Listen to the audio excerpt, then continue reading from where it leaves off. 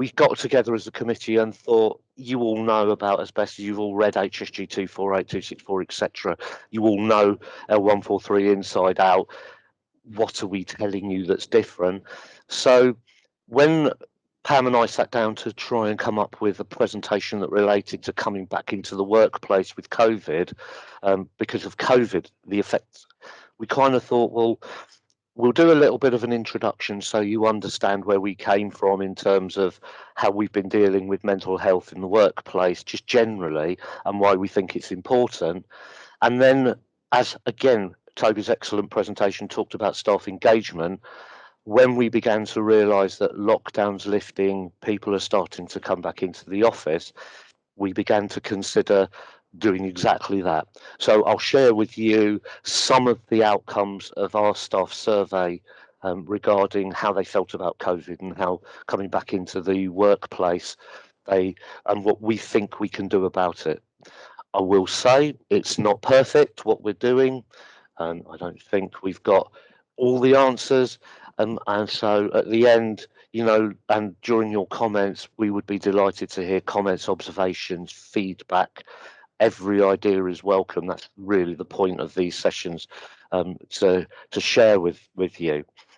So there's also, by the way, a couple of videos that I'm going to play, and hopefully you'll be able to hear the sound on them, with some commentary that goes with that, just in general terms. So when we look at staff, and a lot of us who started in the industry a long time ago, you rushed about on site, you needed to have all of this physical flexibility, muscular strength, and so on. And none of us really at the time, and it's a relatively recent thing, thought about mental health. What is mental health? It's about emotion, it's about your psychology, it's about your social well-being.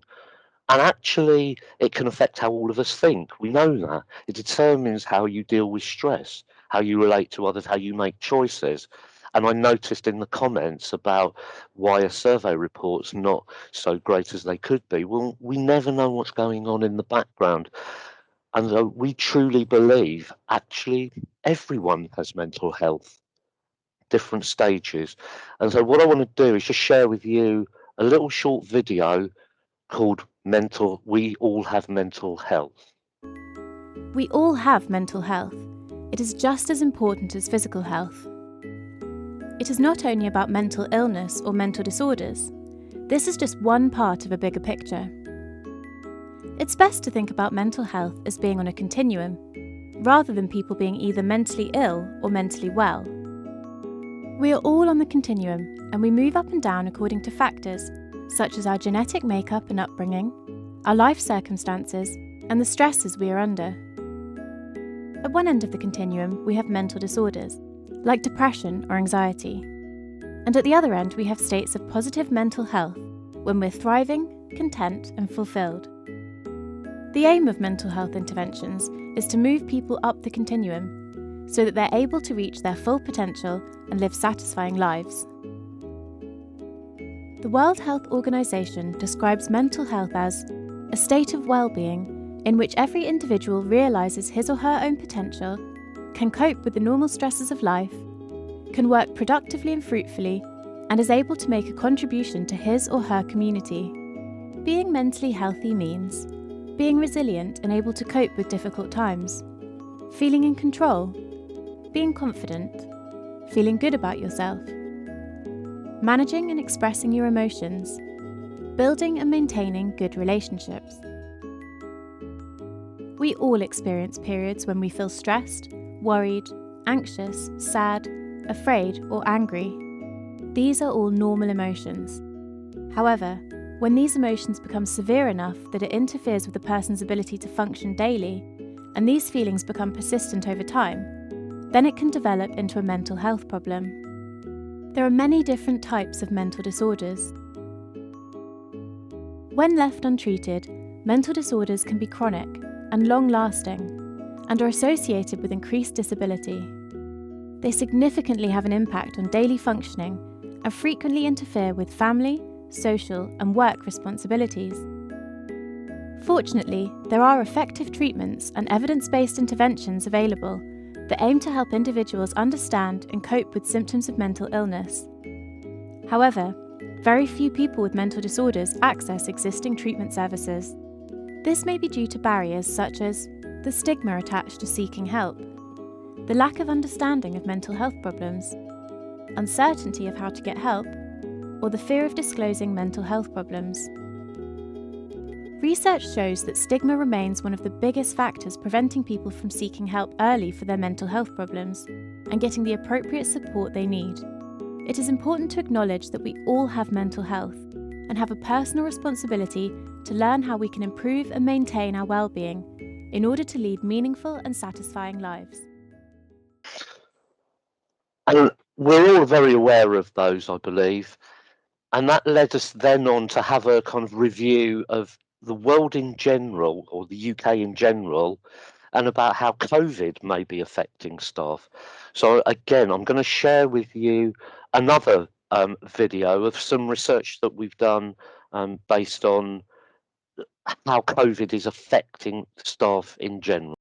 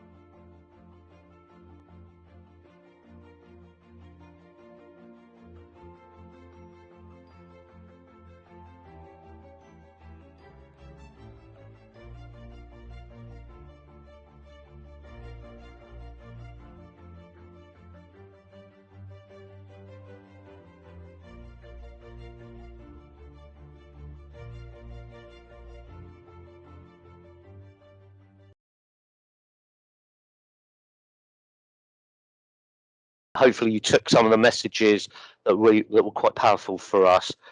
So round about early May time, we decided that actually we needed to start speaking to our staff. Now, just so you know a little bit about us, we've currently got, my organisation currently has in the region of 200 plus staff, relatively evenly spread, made of about something like 90 to 100 or so in the asbestos division, ranging from surveyors, what I would call project managers doing analytical work, the lab staff, and then all of the support, reporting and admin and so on.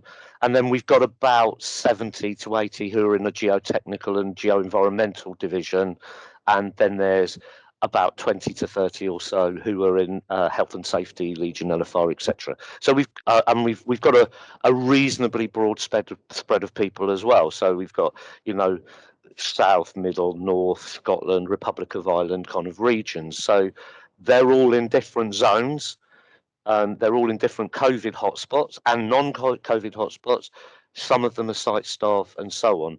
Now, it's very interesting because what we did was send out a survey monkey with a number of questions, with the sort of prime one that we thought would be the most telling being the first question, which was, how are you feeling about returning to an office gradually over the coming weeks as lockdown eases? And interestingly, nearly all of the site staff, it didn't make much impact to them. So they were privately emailing our HR department and saying, effectively saying, well, it's not going to make that much difference because all we really do is turn up at an office and we drop the samples off and so on. And because of COVID protocols that we've had in place for a long time, it's not made much impact. So realistically, we had about 60 or 70 responses back, which were nearly all administrative staff or senior account managers or the office staff, and a handful of the lab staff as well, who obviously a number of them have been rotating round. And so interestingly, in terms of that first question, we had just over, well, in fact, almost exactly half saying they were looking forward to it, and about a quarter of the responses saying that they weren't looking forward to it.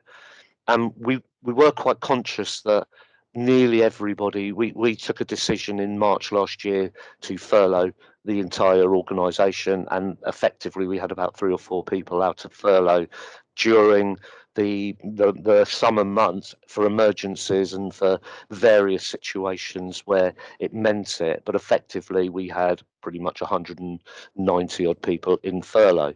So it was very interesting to find that, almost over 14 months on, and there's a number of people who were not looking forward to it. The unsures, I'll share with you now the kind of general feedback from all of the questions that we asked about what kind of things that were concerning them. And it was very interesting that a percentage of them were talking about the noise and distraction, which sort of linked with hot desking and working in an office environment because they found greater productivity at home. And actually, interestingly enough, these are separated terms that people deliberately used in the comment sections of some of the questions. And when people had put hot desking, we asked them why, and it was almost always about, you can't confirm this risk of contamination. And there were a number of people who were concerned about vaccinations, people not being vaccinated and therefore a higher risk. And interestingly, a number of the people who are in the northwest and the northeast regions were very concerned about leaving their home to go back to an office in a high COVID area, especially those percentage of staff who lived outside of those areas but would have to commute in to work in a Manchester or in a Scottish office or wherever. And so there were concerns about the potential to infect family. But I think the thing that most surprised us, or maybe not surprised us, but we were most interested in, was that nearly everybody at least somewhere within their framework of answers, were concerned about the impact on their mental health, and that it would make them feel overwhelmed, and they didn't think that they could function properly. And 9 times out of 10, that was people who effectively had to be furloughed for their entire time. So really, most of those in sort of light grey there, were leading up and were a symptom of or a cause of the overwhelming feeling that everybody, all those who responded, virtually had about an impact on their mental health. And interestingly, that includes that 50% who were looking forward to coming back because they felt they were having anxiety and stress related orders because of being at home and not being able to talk to people and communicate and express and work as collaborative groups.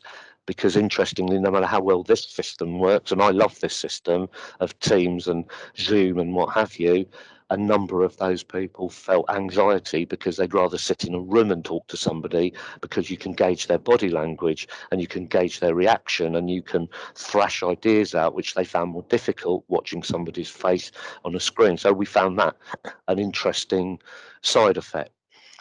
What we also asked everybody to do as well in that staff survey was also to give us some ideas about how they felt and what they felt we could do to encourage a better working environment. Whether that meant they stayed at home and worked, what would we have to do to make their world better, or whether they came back, what was it?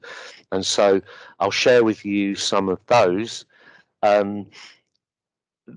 First of all, most people, and we've done it, we said share those survey results. So the whole company, all 200 or so people, now know what the feedback was, clearly anonymised, but they all know that we're not making stuff up to force them to do anything. This was their sort of decision. And it has left us in a bit of a dilemma with the sort of culture of the staff who are still struggling a little bit.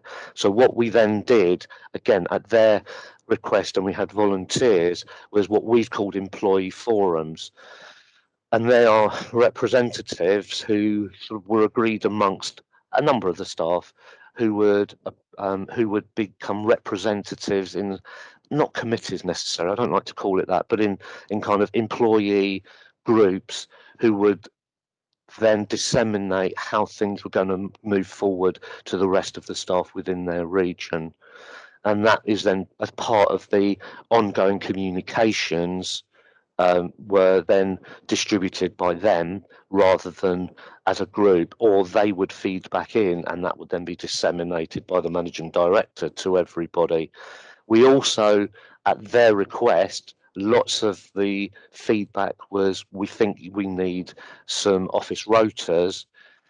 So we agreed with those employee forums that they would have a COVID approach, a kind of 50% rotation of staff within the offices, but it was up to them to come up with their teams. So we looked at the leaders of those teams, who were to come up with a staff rota of about 50%. Now, in different environments and in your own environments, that may not be functioning. It may be better to be working from home.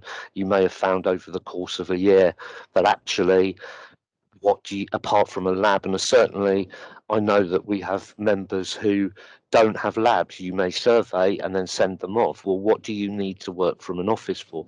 And so the dynamic of change may incorporate that whole structure of, if the end product for all of us is that our client knows where their asbestos is and knows how to manage that asbestos, an office space is just an office space. That if the end product is quality product because the anxiety of the people producing it has been reduced, well, that's a step on the way as far as sort of, we were concerned. Some of you, if you've got labs and you've got other calibration or facilities, it's not so easy to do that rotation, but we left it to them because we knew what the outcome was. Somebody on site needs quality calibrated equipment and somebody has to produce that. How would they best do that with their returning to an office? And that then led on to what our health and safety team developing what we call a COVID-19 safety guide. So every office has a process of coming in and out, and there was a adamant feeling and belief that any visitor coming in should be totally restricted, should be able to demonstrate that they've got some kind of flat lateral flow test, or at least they are escorted, they wear a mask, their hands are clean. So there are protocols which are the guidelines for coming in and out of the office. Nothing new. Lots of us have been doing that anyway, and I know that there's nothing special, but they wanted something that was, they wanted to know that it was pinned up on a wall and that it would be rigidly adhered to, and that was their anxiety. And no matter how many times we said yes, some of us have been doing that, it was getting the message back to them with photos and so on, and come and experience yourself, come in and see what's going on with us. How you work that yourself, I will get to on the next slide. All sorts of, cleaning of desks, temperature, cleaning of stations, and so on as part of that protocol. And mixed up amongst that was things like some of the feedback was, line managers, leaders of particular areas, give people space to go and eat lunch quietly away from their desk, so there's no eating. Don't use this hot desking idea, have a specific location. And we also sent out a great expense to us about 3 times over the last year, and we've just done it again. And again, I'm not saying you do this, it was just something we wanted to do.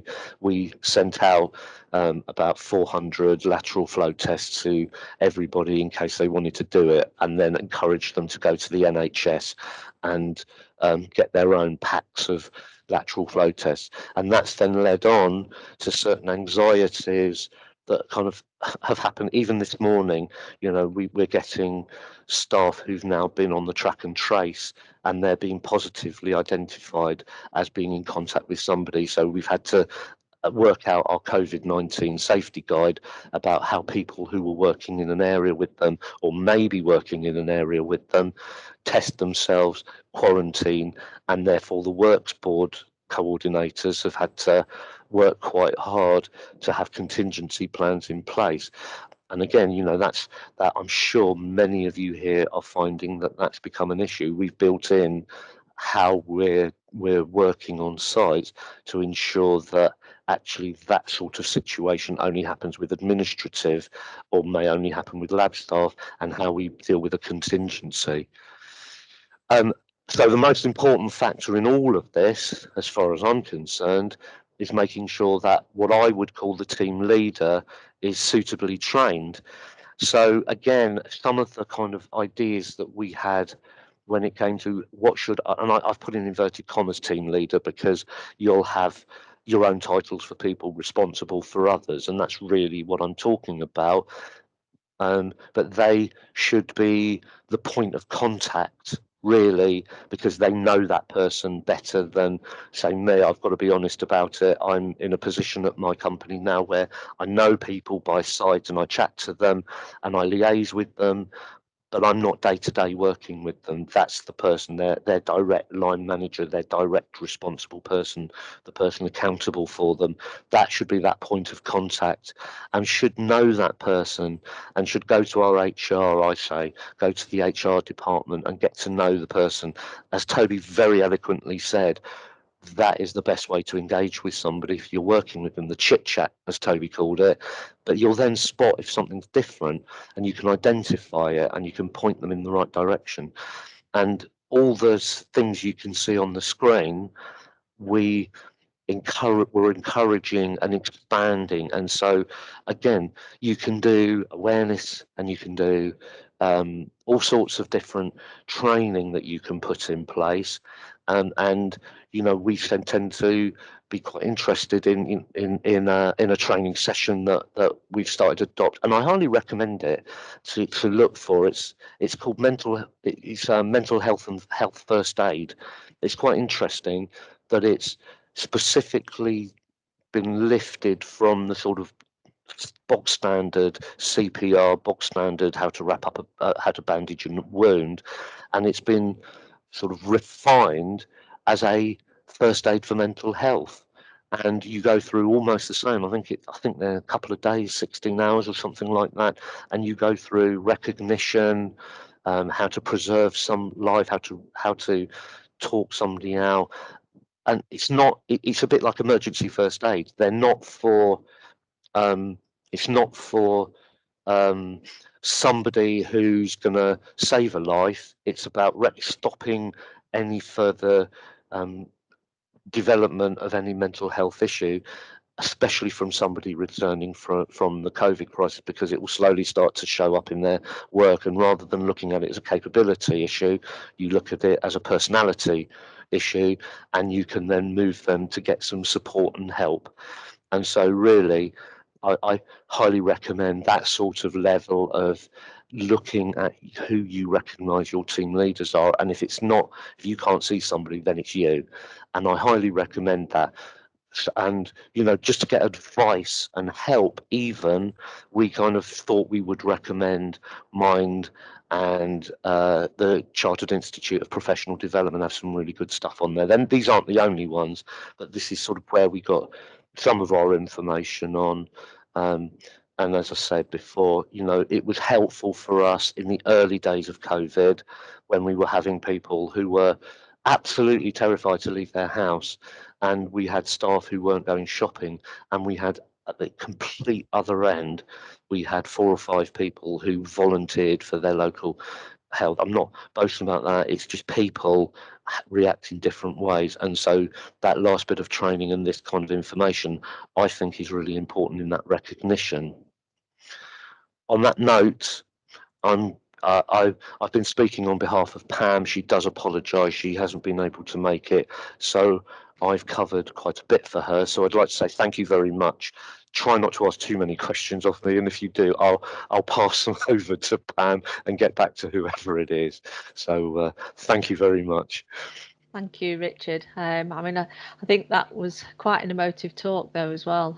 Followed on quite nicely after Toby's talk. But I think one of the comments that I've just put into the chat before was we all think about COVID and the impact, but we think about it as regards whether or not somebody's contracted the virus, are they seriously ill, have they died from it? There are going to be so many sort of hidden impacts that just have not been really sort of considered yet. So I think it will take us quite a long time before we even appreciate that. But I think your sort of survey, your study and everything is really, really sort of useful information. It's absolutely astonishing as well, the kind of state of mind of number of people. I focused this in on our staff, but I was at Wembley on Sunday, and we'd spent weeks trying to make sure that our COVID lateral tests were up to date. I had a COVID pass. It was a cursory glance, and effectively COVID rules went out the window for however many people it was out around the stadium, and inside the stadium there was no social distancing, and yet we have an expectation within the organisations on us ourselves to wear a mask as we walk around our office space and to clean hands. And you have to recognise that also leads to a dilemma with people outside where it's not really strictly controlled and inside. And I think that's the important thing. You're quite right. Yeah, and I think one of your early comments from your sort of study that you did was, I think it was quite sort of good to look at, okay, 50% of the people wanted to come back to work because of the stress. Whereas almost 50% didn't want to come back to it because of the stress the workplace was going to cause. Yeah. So sort of quite mixed. But yeah, I think it's probably one of those that as time goes on be useful to look at again. And I know you've had the advantage that obviously you're quite a large organisation, so you can probably sort of look into things in a different way to others. But I think it's still a useful message even for the smaller companies that are out there as well. Well, absolutely. And in fact, from our perspective, and I do emphasise, it's worth doing to those small companies because we've got a little bit of wiggle room. If a member of staff this morning said, one of our lab staff has said they've just had a track and trace that tells them one of the other lab staff is positive. So we've now got to juggle a little bit and we've got the capacity to do that. The smaller organisations don't have that capacity.